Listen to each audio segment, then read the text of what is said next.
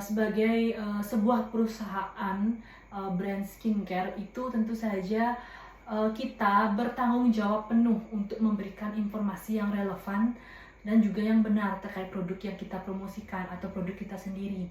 Nah, di mana seperti yang mungkin tadi saya sudah sempat singgung sedikit, di mana kita sebagai seorang pemasar juga harus jujur. Jadi sebuah perusahaan juga memiliki tanggung jawab yang sama. Mereka memiliki tanggung jawab terkait bagaimana mereka menginformasikan produk mereka dengan sejujur-jujurnya apapun yang terada di produk mereka dan bagaimana efeknya dan lain sebagainya.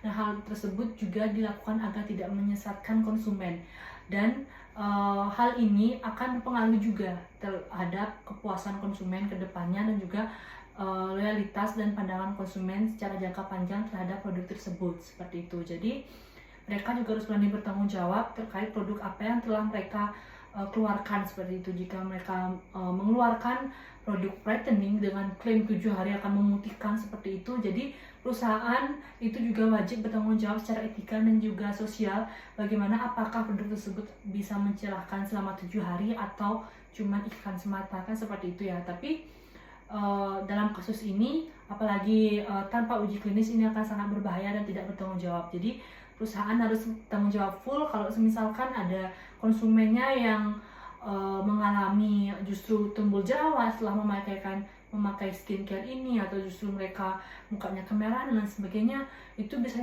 saja karena ada kandungan yang tidak cocok. Mengapa demikian? Karena perusahaan belum melakukan uji klinis, tapi dia udah mengklaim bahwa skincare ini bisa mencerahkan. Hal ini juga akan sangat-sangat merugikan konsumen, seperti itu. Lalu analisis terakhir yang harus kita lakukan dalam kasus ini adalah bagaimana dampak jangka panjang terhadap kepuasan konsumen atau terhadap kepercayaan konsumen jika terjadi kasus seperti ini. Nah, tentu saja jika terjadi kasus seperti ini atau klaim palsu gitu istilahnya, jika terjadi klaim palsu itu tentu saja yang pertama akan merugikan konsumen. Nah, dari hal tersebut konsumen pasti akan berpikir ke depannya, apakah dia akan membeli produk ini kembali ataupun tidak. Dan lebih parahnya lagi, tentu saja konsumen juga akan membagikan ceritanya dia atau pengalamannya dia yang bisa dibilang pengalaman yang buruk karena dia mengalami yang namanya klaim palsu dari produk ini ke teman-temannya dia. Hal tersebut juga akan memberikan citra buruk terkait terhadap brand ini, terhadap skincare ini, seperti itu. Itu tentu saja akan merusak kepercayaan konsumen dan juga akan membuat konsumen ini tidak puas. Nah, jika konsumen sudah tidak puas, maka dia tidak akan menjadi seorang konsumen yang loyal. Hal ini juga akan berdampak terhadap kepuasan pelanggan dan juga akan berdampak terhadap reputasi dari perusahaan ke depannya dan bagaimana keberlangsungan brand ini ke depannya, seperti itu. Baik, selanjutnya kita akan menjawab soal yang keempat, yang dimana dalam soal yang keempat ini ada sebuah kasus di mana seorang manajer itu memilih sebuah vendor untuk perusahaannya dia, yang dimana vendor ini merupakan kerabat dekatnya. Namun pada saat proses pemilihan tidak terjadi adanya transparansi, dan dimana manajer ini hanya berdalih bahwa vendor tersebut telah menawarkan harga terbaik dari vendor-vendor lainnya, walaupun sebenarnya dia tidak ada memilih ke vendor yang lain, seperti itu. Nah, jadi dari kasus yang keempat ini ada beberapa analisis yang harus kita lakukan. Yang pertama ini yaitu mengenai apakah tindakan tersebut etis ataupun tidak.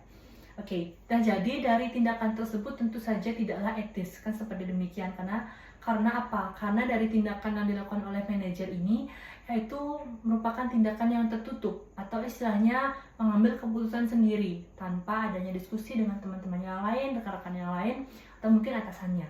Nah, walaupun sudah berdalih bahwa vendor ini adalah menawarkan harga terbaik, namun dengan tidak adanya transparansi atau istilahnya pemilihan vendor secara bersama-sama dengan pertimbangan banyaknya vendor yang ada, hal ini tentu saja bukanlah tindakan yang etis atau istilahnya tindakan yang hanya memikirkan kepentingan sendiri, seperti itu. Apalagi vendor ini merupakan dari kerabatnya, tentu saja lebih menggiring opini bahwa tindakan yang dilakukan manajer itu tidak etis karena hanya menguntungkan dirinya sendiri dan juga kerabatnya, seperti itu. Lalu analisis kedua yang harus kita lakukan adalah bagaimana apakah ada risiko etis dan juga risiko hukum yang sekiranya akan terjadi. Tentu saja ada, yang dimana dengan tindakan yang si manajer ini, risiko yang pertama yang mungkin dia hadapi adalah adanya dugaan nepotisme dan juga korupsi. Nah, jadi dengan sikap dia yang tidak transparansi terkait pemilihan vendor ini, terus tiba-tiba dia udah membuat keputusan vendor A ini adalah kerabat saya, dia akan menjadi vendor di perusahaan kita. Tentu saja itu akan menimbulkan kecurigaan terhadap kecurigaan dari rekan-rekan kerjanya. Tentu saja hal tersebut juga akan membuat stigma atau spekulasi bahwa dia juga melakukan korupsi seperti itu, walaupun dia sudah berdalih bahwa vendor kerabatnya ini menawarkan harga yang terbaik daripada vendor-vendor yang lainnya. Karena tidak ada yang transparansi, maka akan muncul kecurigaan yang besar dari rekan-rekan kerjanya, mungkin juga kalian umum yang mengetahui kasus ini, seperti itu. Lalu ada juga risiko kedua yang akan atau mungkin dihadapi adalah mungkin ini akan dihadapi oleh seluruh perusahaan juga, yaitu adalah kerugian finansial. Mengapa demikian? Karena kita tidak tahu atau perusahaan secara keseluruhan tidak mengetahui bagaimana step by stepnya dia memilih vendor ini, sehingga tidak ada semua divisi pun tidak semua divisi mengetahuinya, sehingga ada kemungkinan kerugian finansial. Mengapa demikian? Karena dia tidak memilih vendor secara objektif. Mungkin kalau memang dia memilih vendor secara transparan dan juga diketahui oleh seluruh rekan kerjanya, jadi akan banyak pertimbangan yang muncul dari segi fasilitas yang ditawarkan atau mungkin dari segi harga yang ditawarkan dan sebagainya. Hal ini akan menimbulkan suatu keputusan yang lebih objektif, keputusan yang lebih kompleks gitu istilahnya. Namun jika dia cuman langsung ketok palu terkait satu vendor yang dimana vendor inilah kerabatnya, ini tentu saja bisa dikatakan dia tidak objektif seperti itu. Hal ini tentu saja bisa jadi memicu kerugian finansial bagi perusahaan. Lalu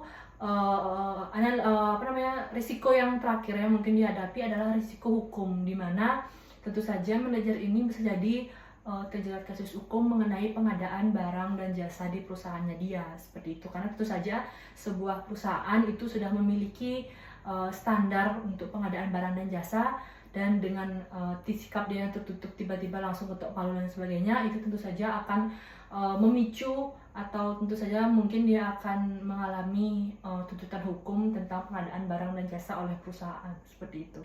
Lalu analisis terakhir yang harus kita lakukan itu adalah bagaimana perusahaan mengeluarkan kebijakan yang bisa mencegah terjadinya hal ini lagi, kan seperti itu. Nah, jadi kebijakan yang pertama yang bisa dilakukan oleh perusahaan itu adalah membuat kode etik perusahaan. Nah, jadi perusahaan itu harus lebih tegas terkait kode etik perusahaan. Bagaimana step by step dalam mengambil sebuah keputusan seperti itu. Jadi supaya manajer itu tidak semena-mena dalam mengambil keputusan, tapi tetap ada kode etiknya dan tetap ada standarnya. Prosesnya seperti apa, siapa aja yang harus diajak diskusi, lalu bagaimana prosesnya, pengambilan keputusannya seperti apa, pertimbangannya apa aja, itu tentu saja ada. Dan kode etik perusahaan itu harus ditegakkan kembali agar tidak terjadi hal-hal seperti ini lagi.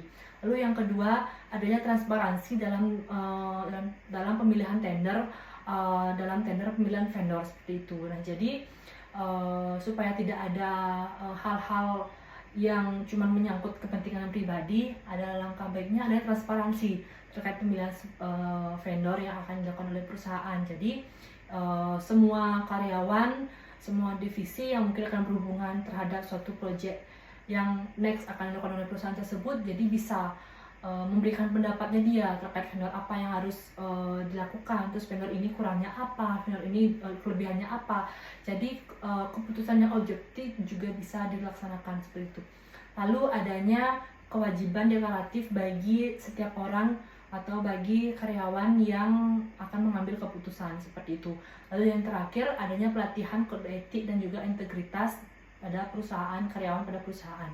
Nah, jadi step yang terakhir ini sangatlah penting karena setiap perusahaan itu setiap karyawan di dalam perusahaan itu harus dibekali oleh kode etik, oleh sikap integritas demi majunya perusahaan. Jadi agar tidak ada muncul sifat-sifat mementingkan diri sendiri yang tentu saja itu akan merugikan perusahaan. Baik, demikian video menjawab soal UAS Etika Bisnis yang bisa saya sampaikan.